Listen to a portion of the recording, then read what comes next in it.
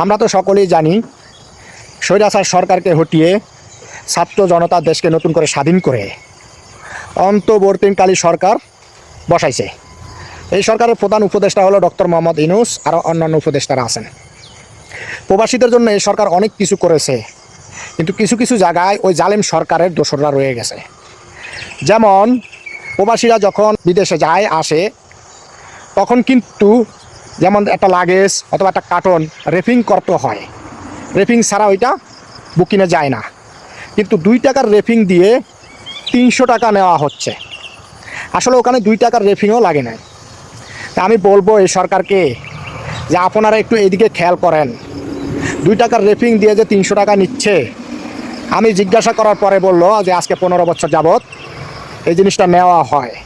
এই যে টিকিটটা দেখেন, তারা 300 টাকা করে নিচ্ছে, অথচ আমার ব্যাগে 2 টাকার রেপিংও লাগে না।